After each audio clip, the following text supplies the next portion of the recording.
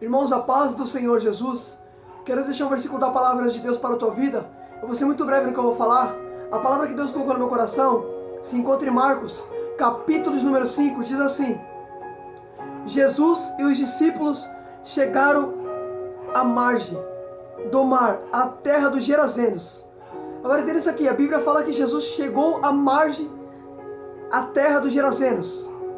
Agora entenda, percebe que antes de Jesus chegar desse lado, primeiro Jesus, em Marcos 4,35, vai dizer que ele passa por vento temporal, ventos contrários que arremessavam contra o barco. Então percebe que Jesus ele tinha avisado o outro lado por causa desse homem, porque tinha um endemoniado, tinha uma libertação do outro lado esperando por socorro, tinha um homem do outro lado esperando por socorro. Só que percebe que Jesus ele vai entrar no barco com os discípulos, vai enfrentar vento temporal para alcançar aquela vida. Sabe o que eu começo a entender aqui? Que para você alcançar, vai ter que passar por dificuldade. Isso é uma coisa inevitável. O vento, a tempestade é inevitável você não passar. Porque ninguém alcança sem passar por temporal. Ninguém alcança sem passar por dificuldade. Deus jamais vai te dar algo de mão beijada. É necessário passar por dificuldade. Você quer ver uma coisa? Nós sabemos que Jesus tem o céu pra gente. Ele vai vir buscar a gente e vai levar pro céu. Mas enquanto esse dia não chega, o que a gente faz aqui? Renuncia a carne, passa por luta, por dificuldade. Por quê? Porque ninguém alcança o céu sem passar por luta. Aleluia, ninguém alcança sem passar por dificuldade. Davi foi a mesma coisa. Davi, para alcançar a riqueza de Saul, teve que enfrentar Golias. Porque percebe que Davi, a Bíblia vai dizer que o rei Saul, ele disse assim, que daria riqueza para quem matasse o gigante Golias, e incitaria a casa de seu pai de pagar imposto e daria filho em casamento. Davi, sabendo da riqueza, dos benefícios, vai enfrentar Golias. Então percebe, antes de alcançar benefício, primeiro tem Golias pela frente. Primeiro tem dificuldade pela frente. Aleluia. Percebe, até Jesus passou por temporal, passou por luta para alcançar esse homem. Você acha que você não vai passar? Aleluia. Se quiser ir para o céu, vai passar pela porta estreita. Aleluia, Jesus. Aí o que me chama a atenção é que Jesus ele chega do outro lado. Aí a Bíblia vai dizer, quando ele chega do outro lado, vem um homem, possuído de espírito imundo, ao encontro de Jesus, que saiu dos túmulos. Sabe o que eu acho tremendo, irmão? Percebe que quando o homem vê Jesus, ele sai dos túmulos. Agora entenda, o que é túmulos? Túmulos é o lugar dos mortos, é o cemitério. O diabo levava esse homem para a sepultura. Só que quando ele vê Jesus, ele sai da sepultura. Então peraí, o diabo levava para a sepultura, mas quando Jesus chega, o homem saindo da sepultura. Vou repetir isso aqui. O demônio que vivia naquele homem, a legião, levava o homem para o túmulo. Quando Jesus chega, é o homem saindo do túmulo.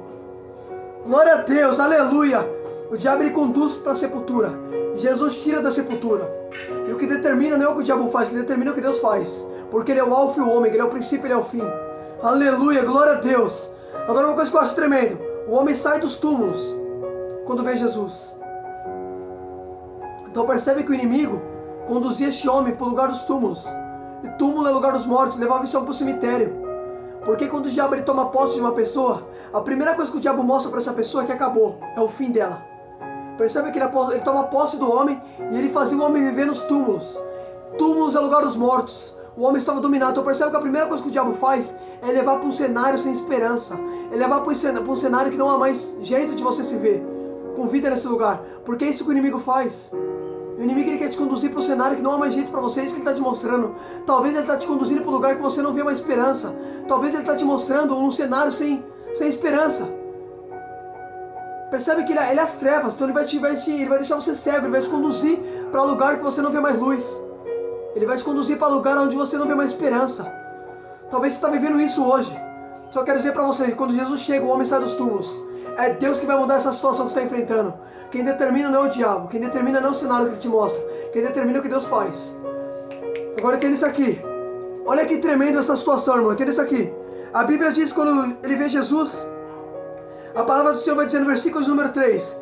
Este homem vivia nos túmulos. Ninguém podia prendê-lo, nem mesmo com corrente. Porque muitas das vezes, tendo sido preso com corrente, despedaçava a corrente. Então entenda isso aqui. Muitas das vezes ele era preso com corrente, mas ele era despedaçado pelas correntes. Espera, a corrente era despedaçada. Agora entenda, por que as pessoas prendiam aquele homem? Porque no versículo de número 5 vai dizer que ele andava gritando de dia e de noite. Talvez aquele homem, ele era a perturbação daquela cidade. Talvez aquele homem não tinha descanso naquele lugar por causa daquele endemoniado. Porque ele andava gritando. As pessoas, pelo fato de se incomodar com ele, Vai fazer o quê? Vamos prender esse homem, vamos tentar dar um jeito nesse homem. E a Bíblia diz que eles pegavam e colocavam corrente nesse homem, amarravam os pés, as mãos, colocavam em cadeia, mas nada adiantava, ele quebrava. Agora entenda, as pessoas tentavam pela força do braço, mas não conseguia, porque aquilo que estava no homem era uma legião, era espiritual. Então percebe que corrente não adianta prender, não adianta colocar corrente, não adianta tentar ter domínio sobre aquilo que é espiritual. A força do seu braço não vai resolver. Talvez você está enfrentando uma coisa espiritual na tua vida e você está tentando enfrentar pela força do seu braço.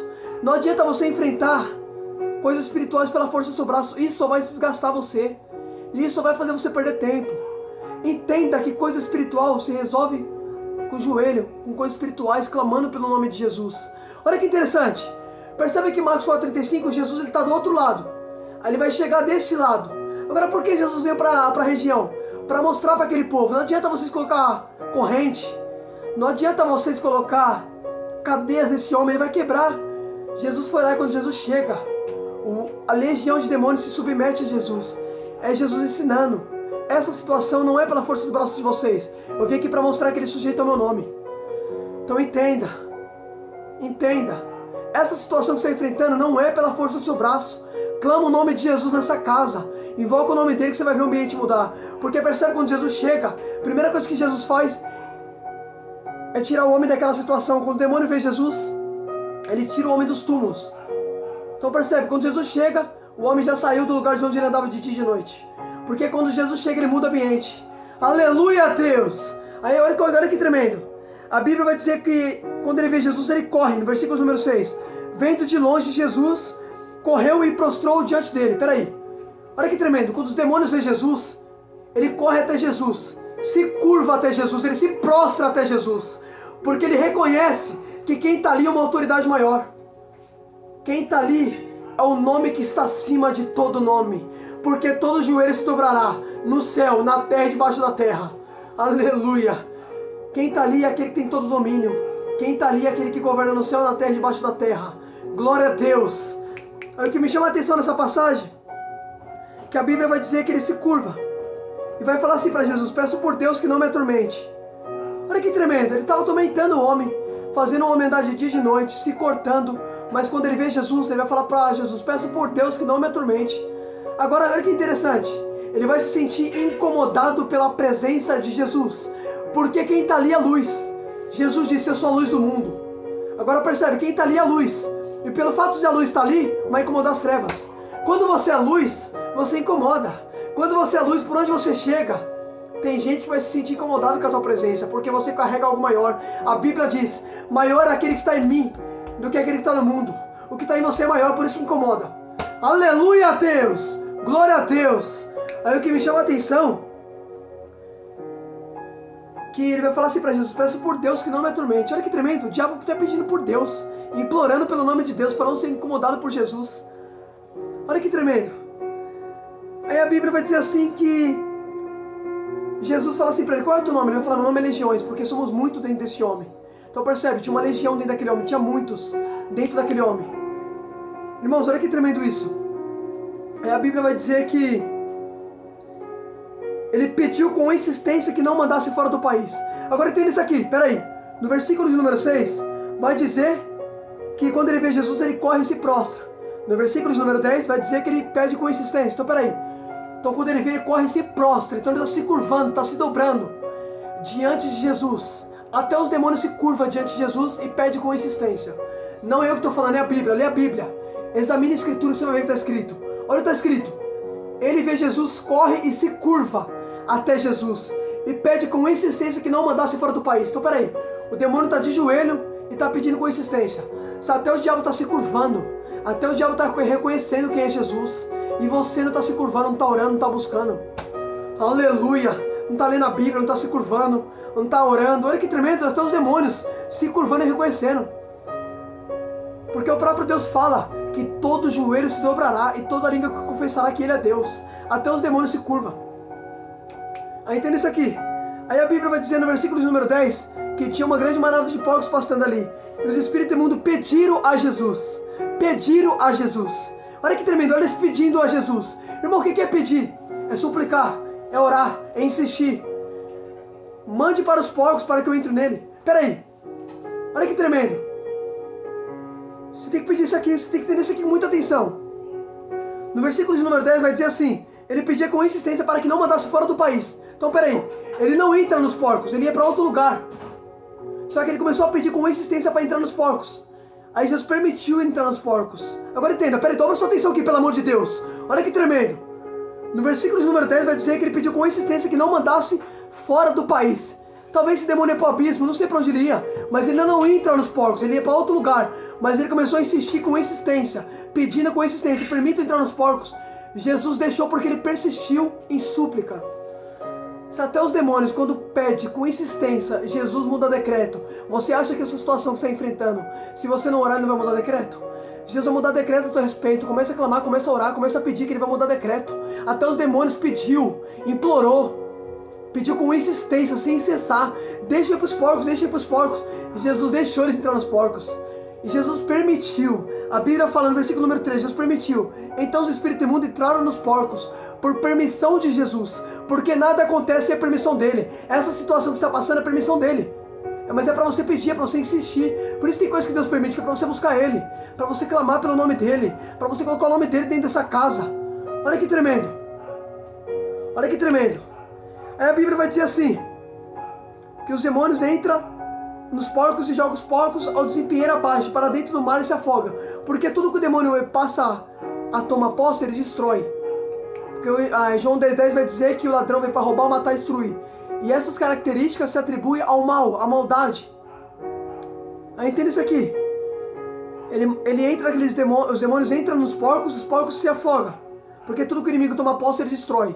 Aí o que me chama a atenção que vai dizer assim, entenda isso aqui: os que tratavam dos porcos fugiram e foram anunciar a cidade pelos campos. E o povo saiu para ver o que tinha acontecido. Aproximando-se de Jesus, viram o endemoniado que antes estava dominado pela legião, sentado.